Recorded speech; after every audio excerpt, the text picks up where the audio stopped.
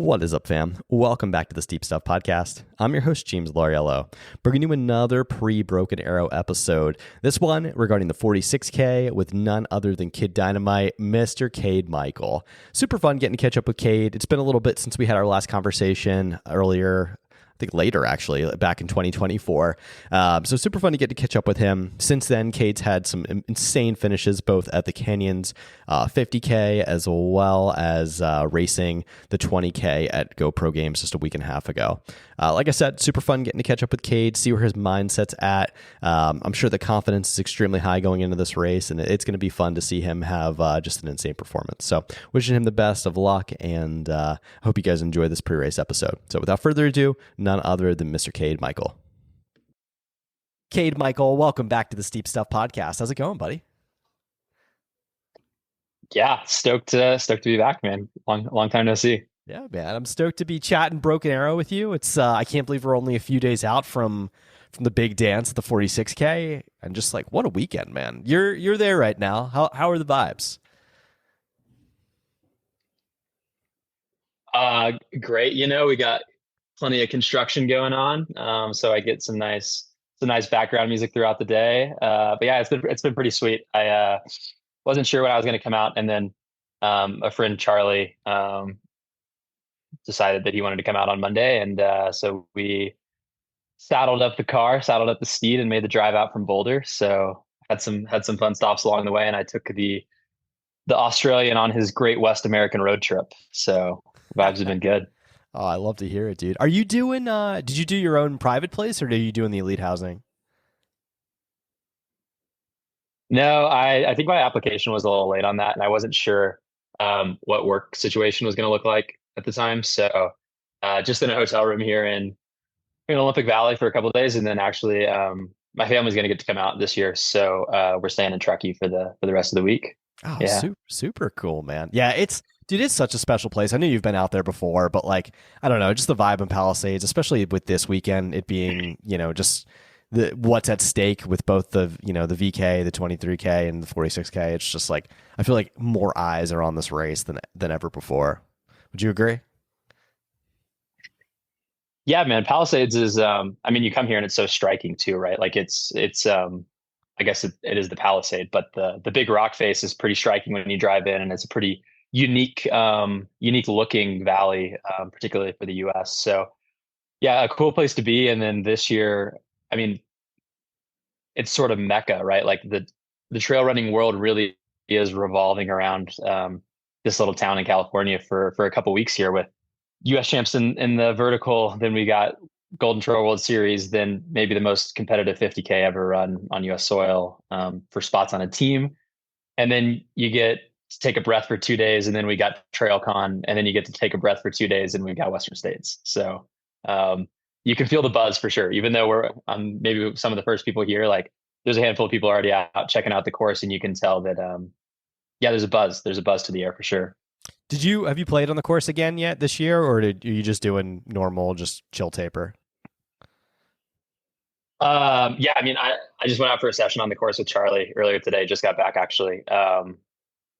And yeah, I feel like the Broken Arrow course changes a little bit every year. I've heard horror stories of a couple of years ago when it was just a snowfield the entire Shirley Canyon. So I guess we'll see what it looks like this year, but seems pretty high and dry. So yeah, no, for sure.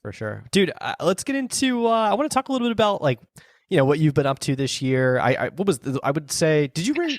I would say the last race you raced was Canyons 50K, or did I miss one at GoPro? Boulder, man. Oh, Boulder. The bad. Super Bowl. The Super Bowl. That's right. No, yeah, I guess the most recent one was GoPro, but Boulder before that, and Canyons 50K. So yeah, dude, man. I wanted to get into Canyons 50K a little bit, because like you put up such like a serious fight. Like what a race, dude. It was so much fun to follow along. Dude, what happened at the finish line? I heard, because I was not there. Did you collapse or something happen at the finish line? Like I heard from a couple people, like you had like some sort of debacle. What went down? I tried to stick one to Eli, Seth, and Matt Daniels is what happened. And if you come for what do they say? If you come you come for the bull, expect the horns or something. I don't know. But no, no, no. Yeah, it was a super fun race. We had like a crew going and we were just chatting it up and having a great time for the first 15 or so miles. And then around 24, just the lights went out, man. So the last, I don't know, 10K, 7 miles, I hiked most of it, which wasn't fond of for sure. And I wasn't sure what it was at the time. I think my immediate reaction was like, um, maybe like hypothermia or something. It was really strange because it wasn't a typical bonk. Um, it was, yeah, really like sort of floating in and out of consciousness and having like full body seizes and stuff. So yeah, the last 7 miles was a battle, and you know, good guy nurse Seth Ruling went full ER mode on me, and while he should have been celebrating his win, he was like peeling my carcass off the ground at the finish line because I was just not going to DNF, but was absolutely if anybody or you remember 2019 NCAA's when Cooper Tier is like losing consciousness Oh yeah, yeah. while waddling to the finish line. That's what I felt for about an hour there towards the end. Holy shit, Um, dude. but yeah, not entirely sure what it was. Probably just went too hard and blew up, flew a little too close to the sun. But yeah, it was a super fun race, and I got some testing done after it, and hopefully figured some stuff out. And we'll see if we can stick one this weekend. Oh, dude, I love to hear it. I love to hear the whole thing. Hey, first of all, back on that, congrats on finishing the damn race. I probably would have dropped out. That's nuts, given the circumstances. I got to ask you, you've been training a lot with, obviously you and Andy put up just a bonkers time up Gold Hill. Your training has looked absolutely insane, and you've been training with some of the best in the world, especially Seth and them. What has it been like? Has that helped your game a lot, would you say? Just overall improvement? Yeah, it's kind of strange because in the moment you don't think about that. But I was talking to Charlie, who has sort of a third party, Charlie Hamilton, who has sort of a third party perspective coming from Australia, and he's like, "Man, it's kind of crazy. Like we've been running the last 2 weeks with, Seth, who might be having the best, he might be the best ultra runner in the world this year thus far with his results, and you're almost too close in proximity to the game to realize the game that those guys have at the moment. But yeah, retrospectively, or when you take some perspective and look at it from a bird's eye view, it's certainly that way, right? And it humanizes the best in the world because you realize the results these kind of guys have, but we're just shooting the breeze and having a good time, sort of on a weekly basis. And so I think when that becomes humanized and normalized, yeah, it's. I guess we'll find out this weekend. I couldn't tell you yet, but I would think that gives a certain level of confidence on the starting line that there's anyone you can go toe to toe with. So Yeah. No. yeah, I think it's a beautiful answer. It's interesting to me because it's like I feel like, and I don't know if you would agree with this. I'm sure you probably would. Like I feel like you're just about due to pop one off. Like I think a lot of people are going to hear your name after this year or maybe after next. Like I feel like one of these one times you're going to crack it. It's especially with the training you're doing, especially with everything you've done so far, which I'm excited to follow along. This race is interesting. The 46K is a little strange this year. Like, there's a good opportunity, I think, for someone like you, for a lot of guys. Maybe Josh, who knows? For new guys on the podium, like we know from what I've seen information wise. I know people keep saying David Sinclair's racing. To the best of my knowledge, I don't think he's racing anything other than the VK or the Ascent. So there's an opportunity there. I think Michelino's probably not at the version of Michelino we've seen in previous years, coming off of injuries and things like that. Obviously, there's a ton of heavy hitters in this race, but I think the normal suspects might not be in that mix. So it's going to be maybe a new group of guys, including yourself, to kind of maybe go get on Team USA or have the race of their life out there. How does that make you feel? Have you thought about something like that? I know obviously a lot of guys are more focused on themselves, not necessarily focused about the field, but thinking about something like that, like where does that put your mind space? yeah. I'd like to say that I'm focused on myself, or I don't think about that, or I don't think about the field, and I have that dog in me or whatever, like Joe and might. When I get on the starting line, it doesn't matter who's there. I don't know any names, and I go for it. But I do, like, I have an appreciation and a reverence for that. I'd be lying if I said I didn't, right? Like, I'm a huge fan of the sport. Like, I'm a runner boy, and I like looking at these names, and I've been following them for a long time. So it's an honor and a privilege, and really cool to be on the start line with those people. And yeah, I haven't thought too much, I guess, about, I haven't looked at free triathlon is not. I just know that, you know, regardless, it's going to be a ridiculous field. Like you can go down and there's 20 or 30 guys who probably all have a really good shot at making the team. But that's the dream, right? Like, growing up a fan of track and field, or growing up a fan of the Olympics, staying up at till 2 a.m. or whatever to watch Beijing. Like that's the dream, right? Is to pull on the stars and stripes and represent Team USA and travel overseas. And yeah, so I think that it's going to be, whether whether the old guard and the people that have proven they have the metal to do this kind of thing are there or not. I think it's going to be a sort of a dogfight either way. You have, yeah, any list of names. I mean, there's probably 15 guys from Boulder within a 5 mile radius of where I live who can make the team. And yeah, once you get beyond the Boulder bubble, which we often like to pretend doesn't exist outside of that, but it does exist outside of that. So there's going to be a whole lot of people on the starting line. And yeah, I have no idea how it's going to go because I just remember this race last year being kind of a death march the last 5K or so, just unbelievably hard. And I can't imagine coming down that screaming downhill out of Shirley Canyon and having another lap to go. So yeah, I think that the 2 lap format is a cruel and unusual form of punishment. So I agree. yeah, it'll be a Especially good time. coming down that ski hill, man. Like right off that road and like you're probably running. I mean, if you're in the front 7 guys, front 10 guys, you're running sub 5 minutes on that. So that's hurting. You're going to be hurting coming off that and then having to go back up. It's going to be rough. On that topic, what's the strategy? I know you don't have to give away any inside baseball, but I just know I kind of said the same thing about Sunapee was, usually usually the guy leading the first lap isn't necessarily the person winning the race at the end. Like especially with Broken Arrow, there's always massive implosions. We've seen plenty of them, including from some of the most experienced guys out there. Is there any strategy you're going to put into that? Maybe hold back a little bit on the first loop and then go for scalps in the second. Everybody races a little bit different, right? So just curious to see how you approach that. Yeah, maybe I haven't thought too much about it. I mean, historically, I would say that my strength or my strategy would come in even splitting or pressing the second lap and picking some guys off.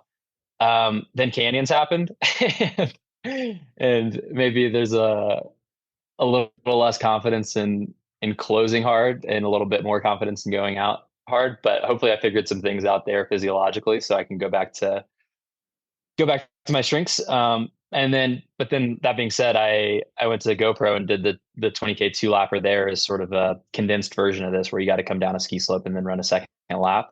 And I had a really strong second lap there, but I wasn't close enough to Mason on the first lap, who obviously we saw at Sunapee is in unbelievable shape. But if you're too far back, you're not in it. And that's the thing about trail racing is like when people get out of sight, especially in these kind of competitive environments, it's like, at least for me, there is motivation and gusto that comes from pressing and chasing people and running with people. So I'm not sure. So I think definitely stick my nose in it, but with do you know who George Seurat is? No, I don't. The French pointillist, the expressionist painter. He's famous for his paintings that are like a million little dots, but then when you look at it from a wide perspective, it looks like one continuous piece of work. Anyway, that being said, I think that you have to approach this race like looking at each climb on each lap and each descent as like its own point, and its own endeavor, and put full focus into that exact moment.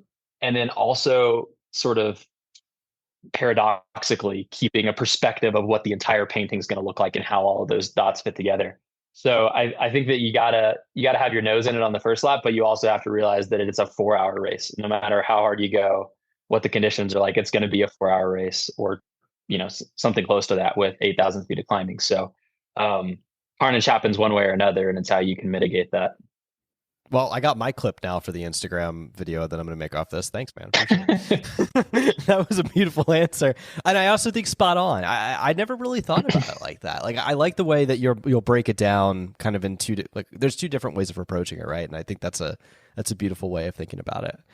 I got to ask the Team USA question, dude. Like, first off, what's your expectation for this race? In terms of results or experience, Results. Like, or where do you want to see yourself on this race? oh man, I mean, yeah, like I said, the dream is to be on Team USA, but I also think that if you shoot for third, you're not going to get third, you know? So, Yeah. and I had that, I think I had a little bit of that takeaway from GoPro Games is like, it was a solid result, but it's a whole lot of fun to win races. And, so yeah, I mean, why not? What's the point otherwise, right? Like, Yeah. I have no pay bonuses for getting on the podium, so I might as well go try to win. And yeah, I don't know if that's like my expectation, but that seems like the most fun way to race it. So why not? You know? What would it? Sorry. Oh no, yeah, go ahead. What would it mean to you to make Team USA?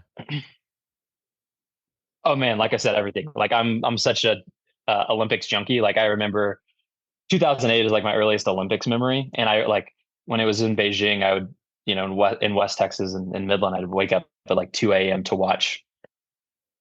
I don't know, the 400-meter medley in swimming, like an event that I have no interest in. But I'd wake up at all hours of the day, and like each event was almost holy in its existence because I realized that these are the best of the best in the world, whether it was curling or BMX cycling or the 800 on the track, and the effort that these people put into refining their craft was amazing. And so I was so invested in every event. So ever since then, like, um, I then go out in the yard and like play high jump or long jump or like swim a lap in my pool as fast as I could. And it was like the idea was always like I want to represent Team USA. Like I want to put on the I guess back then the uniforms were red, but now they're blue or whatever the case may be. But yeah, just to be on that world stage and to have that representation of your country and your place and the yeah to come together in this celebration and this like festival almost of all these countries and all these flags and stuff. It's just been yeah, never seemed like a possibility until now, but it's always been sort of the dream, I guess. Oh, dude, that's a great answer, man. I appreciate that. What's the shoe day? What are we wearing for shoes on the day? What are you rocking? Yeah. So I drove, so naturally I brought like 6 pairs of shoes. Not sure what I'm going with yet. I got the Puma Super shoes. Shout out to Greg for those. I got my old Adidas Super shoe, the Gravik Speed Ultras that have I don't know, probably 800 miles in them, but are still holding up pretty nice. I love those. Got a prototype shoe from a brand that I don't think I'm supposed to talk about. That's pretty nice too. Probably roll with one of those, but I'll probably end up in the Puma. I wore it at Broken Arrow and I liked it quite a bit, or not Broken Arrow, GoPro, and I liked it quite a bit. So yeah, something that feels roady with a little bit of lug on the bottom. Dude, talk about this. Like, you're probably the only person I know that. I mean, I've seen Christian obviously wear Alpha Flies, but it was for a VK. Like, what? Do you have the stability to get away with that? I mean, obviously it's not a super technical course, so it can be done. Especially like I think there's a lot of performance opportunities with it. Talk about this. Yeah, I mean they are a trail super shoe, but they've got like a 1 millimeter lug on the bottom, you know. But they do a pretty good job of the the way the heel bevel is it cups your heel quite nicely. And while the plate then sort of the plate and the super foam combination, if you hit a rock strangely, it does kind of catapult you one way or another. So you got to be ready to fly off a cliff at any given moment. The stability actually on rocks is quite nice because of the way it's sort of a bathtub design, and it comes around your foot. So the midsole foam actually, actually sort of cradles your foot in a way that makes it relatively stable. You know, it's not something I would like, I don't know, rip down amphitheater trail in Boulder in or something like that. Actually, it is because that's what I would end up racing in. But yeah, they're nice, and I'm just I don't know, maybe I've gotten soft over the years of working out on the roads and working out on the track. But if I like a super shoe with a plate in it. So, gives me the placebo effect, if nothing else. So yeah, excited to strap them up and get after it. Interesting. Let me ask you this. It's looking like it's going to be like a kind of a cold day on like this weekend. It's going to be kind of cooler than years past. Like years past, we've seen videos of dudes dying, like super hot. Does that benefit you? You think you like that weather better, or would you rather like a super hot day? Yeah. Historically, I would say that I have been better in the cold than the heat, despite being from West Texas. But then at Canyons, I had a terrible time because I expected it to be hot and then it wasn't. I actually hadn't looked at the weather for Saturday yet, so yeah, I will admit that. But I'm not sure. I mean, I feel like cold or warm when you're working up a 25-30% gradient going up to the top of Washoe Peak on the VK climb, like your core temp's going to be so high that cooling's going to be important. But maybe that affects nutrition. I'm not sure. I'm also not sure what the weather is like in Confranc in in the fall. So That's a good question. I hope it's just most reflective of whatever that looks like, so that we can send the best team for that course. Absolutely. What is nutrition going to be like? What are you dialed in for this weekend? Like, are you a big, liquid guy, gels? Like, what do you do? Yeah, probably a combination of gels and liquid. I'll probably put quite a bit of carbs in the liquid because it just encourages me to drink, if nothing else. And then just caffeine gels because I want to be bouncing off the walls and buzzing out there. Overstimulation is underrated. And yeah, actually, that's one of the things I figured out since Canyons is I had a salt test, and figured out I had historically gaslit myself into thinking I was salt intolerant. So if anybody had known me for the past decade, they would know that I don't put salt on a lot of my food because I thought that I would swell up. Turns out I'm like in the 0.001% of the population of saltiness in terms of sweating. So I've been unknowingly sabotaging myself for many years. So hopefully drink a lot of liquid with a disgusting amount of salt in it as well. Something like 2,200 milligrams of salt per liter. That's so interesting, dude. You couldn't tell, like, when you would sweat, like, would you like not have sweat on like your shirt or on like your hat or something like that, like in the summer?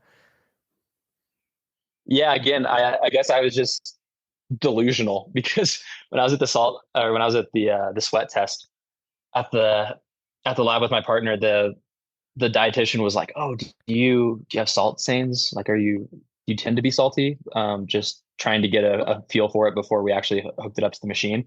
And I was like, "No, not too bad." And then my partner actually was like, "Yeah, that's not true. Like your shirts are stiff as cardboard as soon as you finish your runs." So, yeah, the evidence is only taken into account if it fits my narrative, Fair enough. Well, now you know. There you go. Yeah. Well, listen, Cade, I want to thank you so much for your time, buddy. I appreciate it. I'm wishing you the best of luck out there on Saturday. It's going to be so much fun to follow along. And dude, I hope we're having a conversation after this one talking about Team USA. It would mean a lot. So hoping, like I said, hope it's an amazing day for you. I hope it's the day you want it to be. And we'll be in touch. Yeah, man. I really appreciate it, James. Thanks for what you're doing for the sport, and talk to you soon, man. Thanks, buddy. Appreciate it. What's up, guys? It's summer, and you know what that means. You're going to need a new pack, hydration solution, bottle, belt, you name it. Guess what? Ultimate Direction's got you covered. Guys, I don't know if you've been perusing on the Ultimate Direction site lately, but we've got 2 new vests that have just dropped. That's going to be the Ultra Vest 12 liter and the Race Vest 6 liter in 2 beautiful colorways. And you know what? Guess what? We also dropped a quiver. Finally, the quiver is here. The quiver is there. Get it on the website right now. Use code SteepStuffPod for 25% off. All of these things are already extremely affordably priced. I think Ultimate Direction does an amazing job at their pricing to make it affordable for athletes of all economic abilities. And guess what? You're going to get yourself an additional 25% off by using code SteepStuffPod. Like I said, it's summer. It's Broken Arrow week. It's crazy. That's the vibes are high, the stoke is high. You're going to need a new vest. You're going to need a hydration solution. Like I said, go to Ultimate Direction. They've got you covered. 25% off with the code SteepStuffPod, and you are all set out the door. So, guys, enjoy your week. It's Broken Arrow week. Go crazy, go wild. Guess what? Next week is TrailCon, and then we are in Western states. This is the best few weeks of our sport. So it's wild. Woo!